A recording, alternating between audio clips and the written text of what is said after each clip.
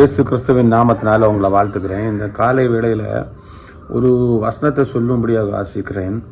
ஏன்னா நியாய தீர்ப்பை குறித்து எத்தனை பேருக்கு ஒரு அவேர்னஸ் இருக்குது. அந்த நியாய தீர்ப்புன்னு சொல்கிறது எல்லா மனுஷர்களுக்கும் எல்லா ஜனங்களுக்கும் கொடுக்கப்பட்டிருக்கிறது. ஆனால் கிறிஸ்டியன் லைஃப்பில் எத்தனை பேருக்கு அதை குறித்துள்ள அவேர்னஸ் நமக்குள்ளாடி இருக்குது? யாருக்கு நியாய தீர்ப்பு இருக்குது அதையும் நம்ம யோசிக்கணும். நியாய தீர்ப்பு கண்டிப்பாக இருக்குது, யாருக்கு கொடுக்கப்படுகிறது? அப்போ அதை குறித்து நமக்கு எவ்வளோ தூரம் அவேர்னஸ் இருக்குது? இந்த நியாய தீர்ப்பு எது கொடுக்கப்படுகிறது? நியாய தீர்ப்பு கொடுக்கறனால எனக்கு என்ன லாபம், என்ன நஷ்டம்? அது இந்த காலகட்டத்தில் கண்டிப்பாக தேவை. ஏன்னா நாட்கள் மிக சமீபம்.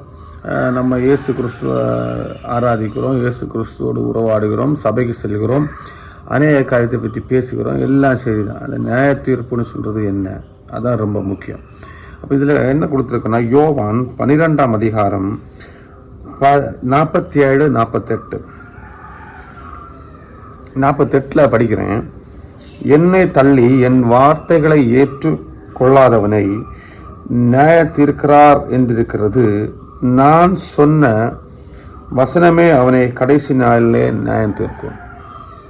அப்போ எது நம்மளை நியாயம் தீர்க்கும்னா, இந்த பைபிளில் கொடுக்கப்பட்டிருக்கிற வசனம். பைபிளில் கொடுக்கப்பட்டிருக்கிற வசனம் தான் என்ன நியாயம் தீர்க்கும். பைபிளை கொடுக்கப்பட்டிருக்கிற வசனத்தை போதிக்கிறதுனாலையோ போதிக்கிறவங்க என்ன நியாயம் தீர்க்க மாட்டாங்க. பைபிளில் கொடுத்துருக்கிற வசனம் தான் என்ன நியாய தீர்ப்புக்கு நடத்தும். அப்போ நான் எல்லா வசனத்தையும் நான் கேட்டு அதன்படியாக ஜீவிக்க வேணும் இல்லையா? நான் கேட்குற வசனத்தை மட்டும் அல்ல, நான் எல்லா வசனத்தையும் மேக்சிமம் அறிந்திருக்கணும். அந்த வசனத்தின்படி நான் ஜீவிச்சா மட்டுமே அந்த நியாய தீர்ப்பில் இருந்து நான் தப்பித்து கொள்ள முடியும். என்ன கொடுத்துருக்கேன்? என்னை தள்ளி என் வார்த்தையை ஏற்றுக்கொள்ளாதவனை நியாயம் தீர்க்கிறார் தெரிந்திருக்கிறது. அப்போ அவர வசனத்தையும் வார்த்தைகளை ஏற்றுக்கொள்ளாதவனை, அப்போ வசனத்தின் வார்த்தைகளை ஏற்றுக்கொள்ளாதவனை நியாயம் தீர்க்கிற காலம் உண்டு. யாருக்கு நியாய தீர்ப்புனா, வசனத்தின் வார்த்தைகளை ஏற்றுக்கொள்ளாதவனுக்கு. அப்போ நான் வசனத்தை ஏற்றுக்கொள்ளாதவன் சொல்லுமே, இயேசு கிறிஸ்துவை ஏற்றுக்கொள்ளாதவன். இப்போ இயேசு கிறிஸ்துவை ஏற்றுக்கொண்டிருக்கிறேன்னு சொல்கிறவன் வசனத்தின்படி அவரை அறிக்கை பண்ணலைன்னா அவன் இயேசு கிறிஸ்துவை ஏற்றுக்கொள்ளவில்லை என்று அர்த்தம். இன்னும் சொல்ல போனால் நம்ம கிறிஸ்டியன் லைஃப்பில் இருக்கும், நிறைய பேர் தேவனை ஆராதிக்கிறோம், இயேசு கிறிஸ்து யாருன்னு உள்ளதை கூட நம்ம அநேக பேர்கிட்ட சொல்லிக் கொடுக்குறோம். ஆனால் இருதயத்துக்குள்ளாடி வசனத்தை ஏற்றெடுத்திருக்கிறாங்களா? இந்த வசனம் உண்மை உள்ளது, இதுதான் என்ன வாழ்க்கையில் என்ன நடத்தும், இந்த வசனத்தை நான் ஜீவிக்கலைன்னா இயேசு கிறிஸ்துக்கு பிடிக்காது. எல்லா ஜனங்களும் ஜீவிக்கிறது போல ஜீவிக்கிறதா இருந்துச்சுன்னா நான் வசனத்தின்படி ஜீவிக்கவில்லை என்று அர்த்தம். இந்த உலகத்துக்கு ஏற்றபடியாக நான் ஓடிட்டு இருக்கிறேன்னா நான் வசனத்தின்படியாக ஜீவிக்கலை, நான் இயேசு கிறிஸ்துவை இன்னும் ஏற்றுக்கொள்ளலை. நான் சபைக்கு போகலாம், ஞானஸ்தானம் எடுக்கலாம், திருவிருந்து எடுக்கலாம், இல்லைன்னா நிறைய மனுஷ பார்வைக்கு அநேக காரியங்களை நான் உண்மை உத்தமமாக செய்யலாம். ஆனால் உள்ளத்தில் நான் வசனத்தின்படியாக அவரை ஏற்றெடுக்கலைன்னா, சும்மா ஏற்றெடுக்கிறது இல்லை, இயேசு கிறிஸ்து நம்மையா ரட்சகரனை ஏற்றெடுக்கிறது இல்லை, அவர் எனக்கு பாவத்துக்கு வேண்டி மரித்தாருன்னு சும்மா ஏற்றெடுக்கிறது இல்லை, அல்ட்டா ஒரு சாட்சியை சொல்லனால இயேசு கிறிஸ்து ஏற்றெடுத்ததில்லை, வசனத்தின் மூலியமாக நாம் அவரை ஏற்றெடுத்திருக்கிறோமா? அதான் ரொம்ப முக்கியம். அப்படி ஏற்றெடுக்காதவங்களுக்கு நியாய தீர்ப்பு உண்டு. இந்த நியாய தீர்ப்பில் என்ன நமக்கு லாபம், என்ன நஷ்டம்னு பார்த்தீங்கன்னா, இந்த நியாய தீர்ப்பில் உள்ள என்றாவறாங்க யாருன்னா வசனத்தின்படி ஜீவிக்காதவங்க. அவங்களுக்கு தான் நியாய தீர்ப்பு. அவங்களுக்கு என்ன கொடுக்கப்படுகிற நியாய தீர்ப்பில் ஒரே ஒரு தண்டனை தான், நரகத்தில் போய் விழுந்துருவாங்க. அது எப்பேற்பட்ட ஒரு பெரிய பரிசுத்தமாக நம்ம உலகத்தில் காட்டிகிட்டு இருக்கிறவங்களா இருந்தாலும் நியாய தீர்ப்புக்குள்ளாடி நீங்கள் வந்துட்டீங்கன்னா உங்கள் வாழ்க்கை நரகத்தில் தான் தொடங்குது, முடிகிறது இல்லை. வாழ்க்கை நரகத்தில் தொடங்குகிறது. ஏன்னா இங்கே உள்ள வாழ்க்கையை முடித்து நியாய தீர்ப்புக்கு சென்று நியாய தீர்ப்பில் நரகத்தின் வாழ்க்கையை நம்ம தொடங்குகிறோம்.